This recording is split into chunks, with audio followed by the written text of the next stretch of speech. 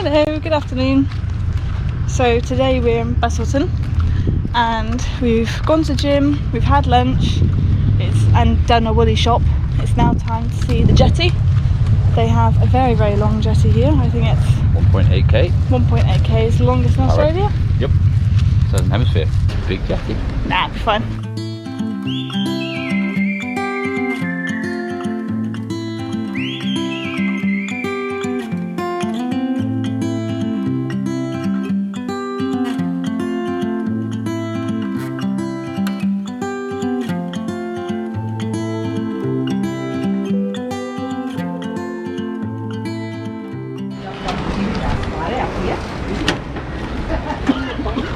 Oh wow, clear light. Water is super clear. The $38 actually includes the train. Oh, the train. So we are going to get the train. We're just doing a little walk up. Might fly the drone quickly. There are drone restrictions, which I'll insert here, but it doesn't matter. At least we can still fly it. They have a shark net over there as well, so you can swim nicely and jump off the platforms. You can go diving and snorkeling here as well.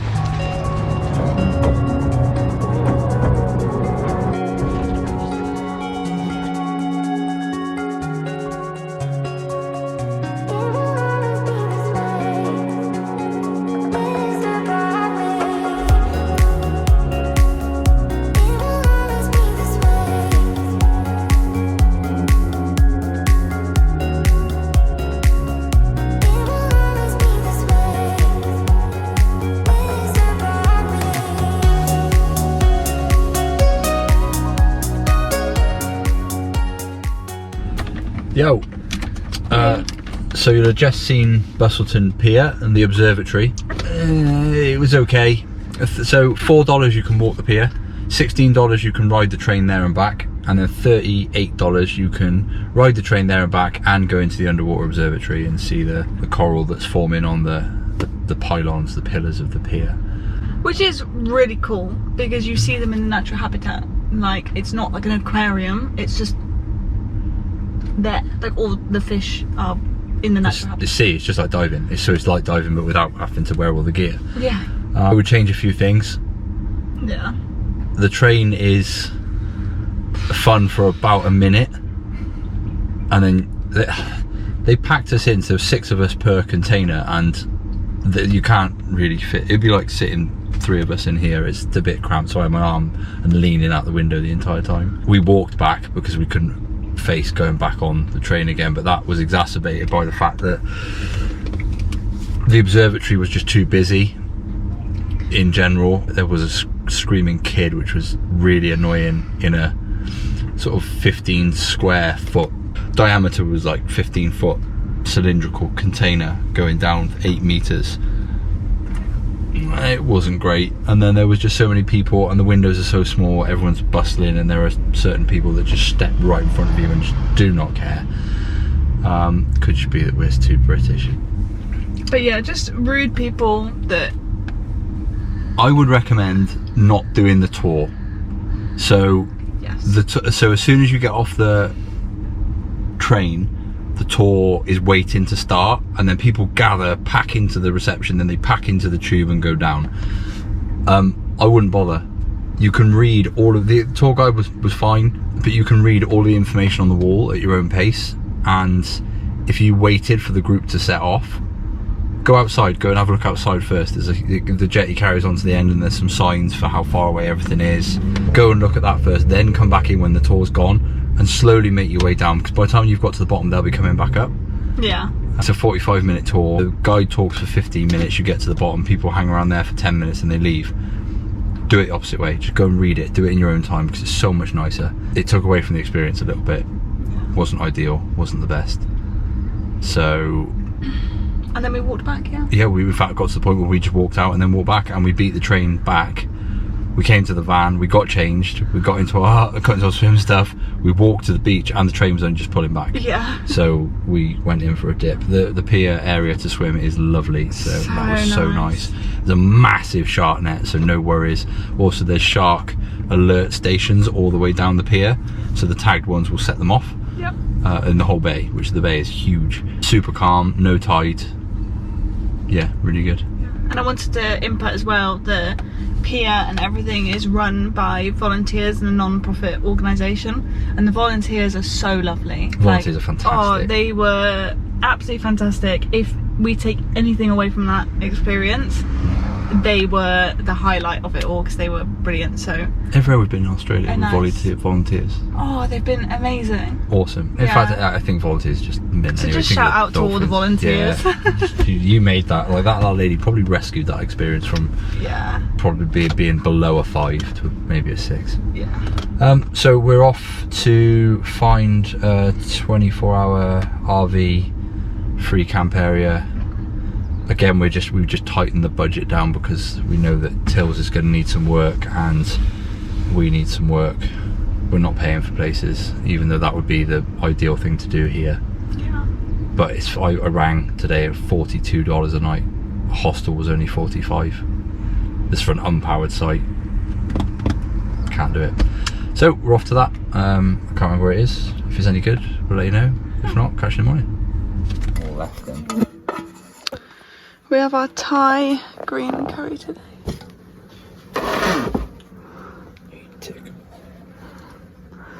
Editing.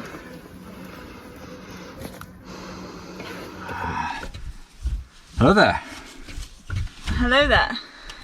So, I feel like we need to update you guys on what's been happening. We have finally heard back from Tom's job. Hey. After so long.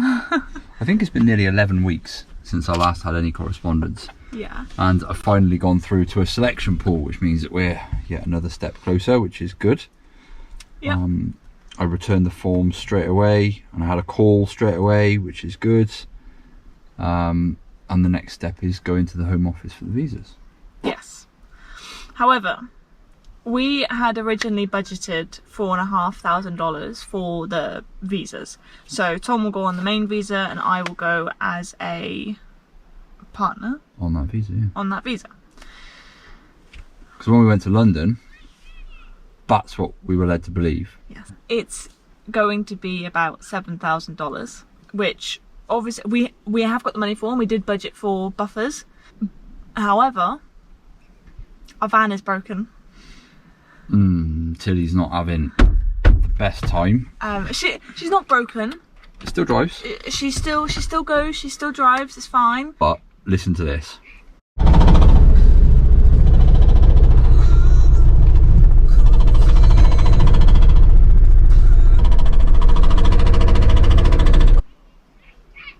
That is the dual mass flywheel giving up. It's an expendable part. It happens anyway, and it's happened to other cars that I've been involved with. My Uncle David's car had the same, and it's about £800 in the UK to fix. I checked here roughly on Google while I've done some frantic scribbles on the old board just to try and work out what we've got. Tom has been a saviour. Frantic scribbling. With this. It looks, I roughly think that Google's telling me it's going to be between $1,500 to $2,700. So I've then gone, right, it'll be 3,000.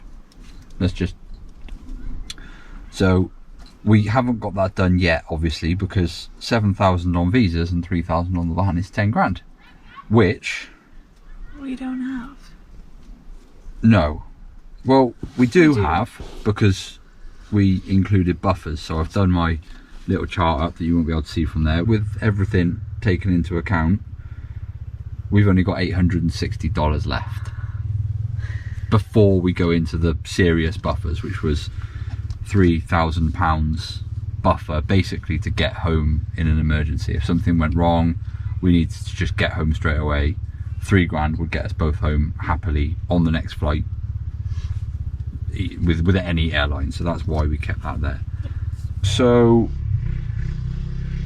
we'd already started to consider it, but now we need to apply for a job. We need jobs.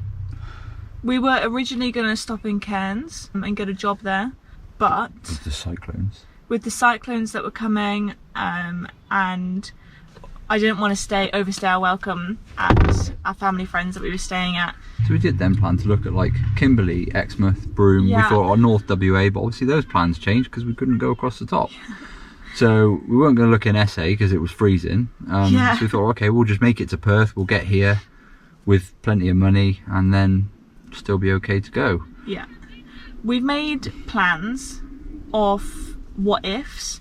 So if we ideally would like to go home to see the family before Tom starts work and I start work. So we've looked at, right, if we go home and we pay for the van and the visa, this is how much we've got left, etc. Visual. I put it in a timeline of months. Yes. Yeah. So if we were to just survive on what we had left without tapping into any of the emergency money, we would only have 2.94 weeks left here. That's with us roughly spending $296 a week, which is conservative. Yeah. If we were in one place, then that's kind of all we'd spend. However, for what we've got left on the emergency funds, we could do 26 weeks, which is 6 months. However, if we wanted to go home, that costs us 5 and a bit weeks. So we're going to do 21 weeks. We can only last for 4 months. If we do the van, we can only stay for 16 weeks. So that's 4 months. If we do the home and the van, including all the money that we've got left, we've only got 11 weeks. So that would take us to nothing. And 11 weeks with nothing and starting with work, finding somewhere to live, caravan park. Yeah, we need to do something. And then we also need to sort of make a bit of a cut-off point, really, because there's no point just eating into the emergency funds. So the harsh reality of it is that it may be more cost effective to not sort the van yet and to go home. What a horrible mind space. Right, we are on it. We are on Seek, which is the Australian job website. We joined every Facebook group that we can think of looking for work. There's jobs out here. There's some good ones that would suit us really well, like caravan park, like supervisors. So they advertise like couples positions, live-in job, like assisting management, doing groundskeeping, cleaning, things like that. That would be ideal for us because it means we'd have somewhere to live in the van as well. Yeah. So that would be class. We're just going to start applying for as much as we can. Yeah. We're going to be fine. And as a last resort, I also emailed my old work back in the UK, who I loved working with, so I wouldn't mind working with them again. And it's a marketing job, so I was a marketing executive, and I also worked senior guest advisor, so I worked in 2 roles, so either which one that has a free space I would take. I've sent a long email to both of the supervisors asking very nicely, and obviously understanding that it's a lot of an ask because of the time differences. I don't even know whether it would work, but it's worth a shot. So I've sent the email. So yeah, it's going to be very difficult, but we're going to push on, persevere. We have years and years and years of work experience behind us, so hopefully someone will recognise that. And if anybody has a job going, pointless by the time this vlog comes out, it'll be Yes. 2030. So we'll probably be old. right, Anyway, we're doing an interview online. Can you describe something new that you've learned in the last 12 months and how did that learning benefit you? I know everything. having patients living with me Yeah, true. in a small space.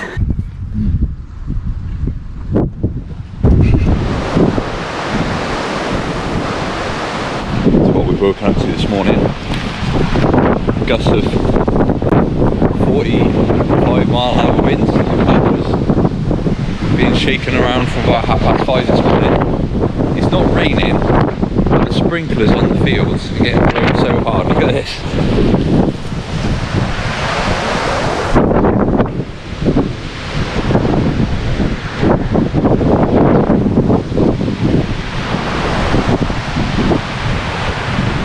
We're parked over there, moved here to try and get out of the wind.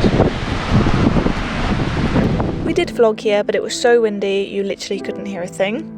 In between applying for jobs and finding free camps, we still wanted to go on day trips as this was so important for our morale. And first off, we headed to Lake Clifton. They have the Thrombolites, which is absolutely phenomenal to see. I will link down below some more information on them, why they're there, and specifically at Lake Clifton. The boardwalk isn't too far either, so it's a nice accessible walk. Next, we headed to the Giants of Mandurah, which is a must. There are 5 trolls hidden throughout Mandurah and 1 in Perth. Some are further away to walk, but they were all amazing to see. I'll put a link below with all the information on why they're there, but it's definitely fun to follow the maps and go and find them.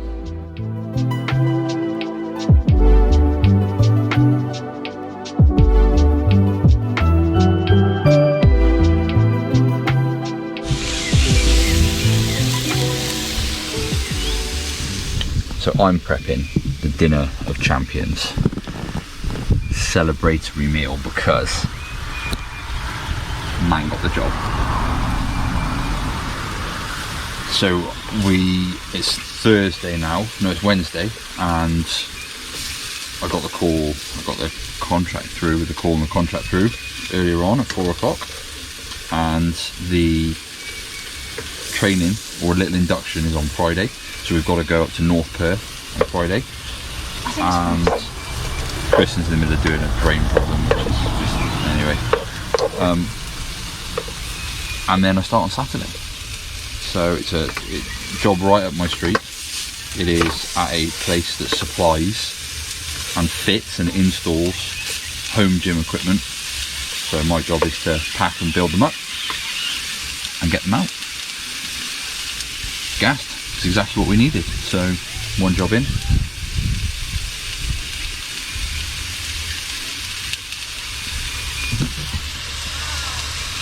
It might be 5 cents.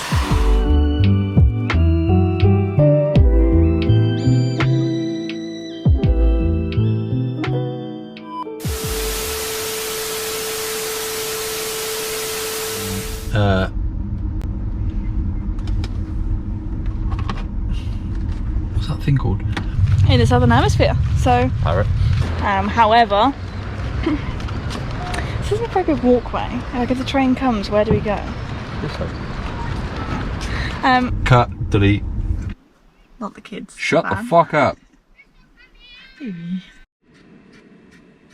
Action.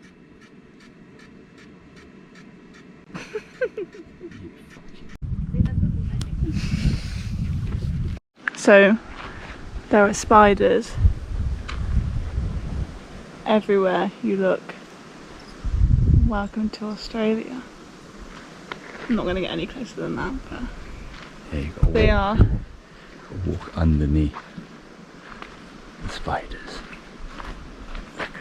Trouble of the Huns. Yeah. Wow. Nice words. Good words.